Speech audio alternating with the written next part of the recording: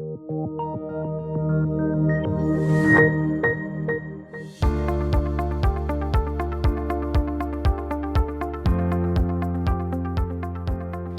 and welcome to the C-Suite of the Open Video Series with TMX Group.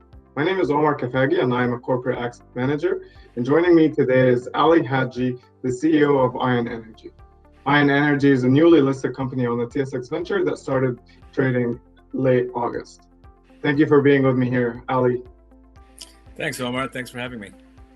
So Ali, start us off and tell us about Ion Energy. Certainly. Ion Energy was founded in 2017 for the sole purpose of looking for lithium in Mongolia. We were awarded in January 2019 the largest land package ever to be granted to a private company by the government of Mongolia. It's an 81,000 highly prospective lithium brine license, only about 30 kilometers from the Chinese border in the Sukhothai region of Mongolia. We took the company, excuse me, as you mentioned, we took the company public, as you mentioned, in August of this year. We've been trading on the venture exchange since August 31st.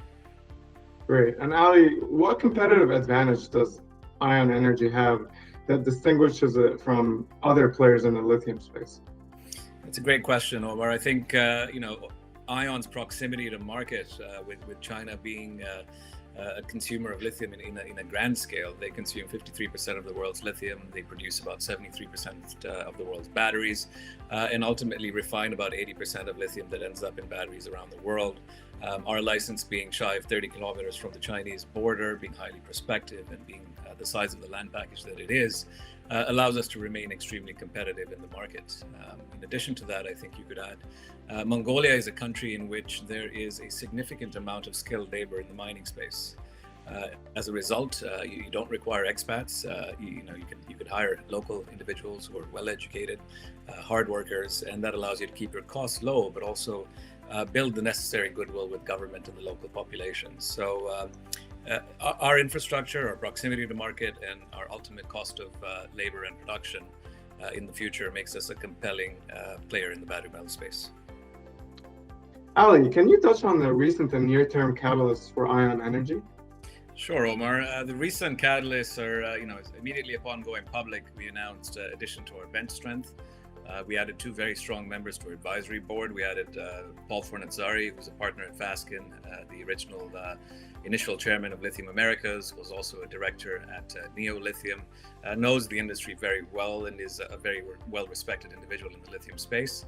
In addition to him, we added a gentleman by the name of Don Haynes. He's a technical individual, highly accredited with having written some of the first 43 101s in the lithium brine space. And also a big win for us in terms of adjusting our exploration program to ensure that we hit the ground correctly the first time around. Our near-term catalysts, if you will, we have commenced exploration. Exploration commenced in October. We're going to begin the program with geophysics CSAMT program, and results of which will be put to market shortly, along with a seismic program to follow that. Beyond that, we will have our auger rig deployed on site. It's currently in Mongolia, and that allows us to pull up samples to provide results to market.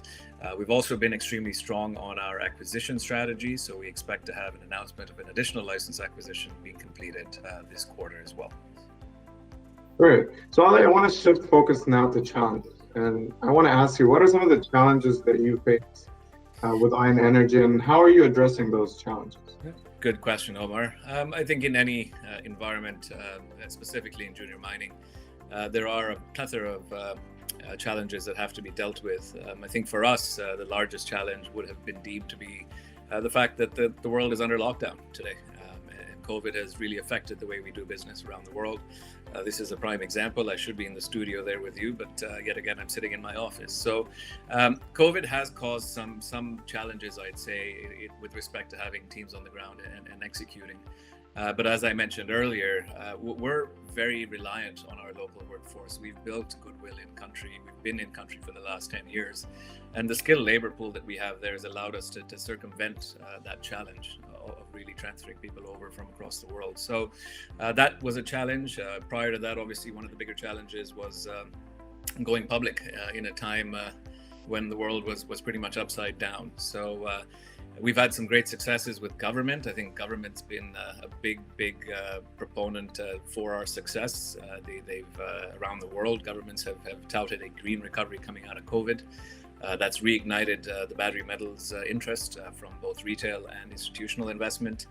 We very recently saw the Piedmont and Tesla deal. So the challenges have been overcome not only by operating in a country that we're very familiar with, but I think the governments around the world and the industry as a whole have helped us overcome those challenges significantly.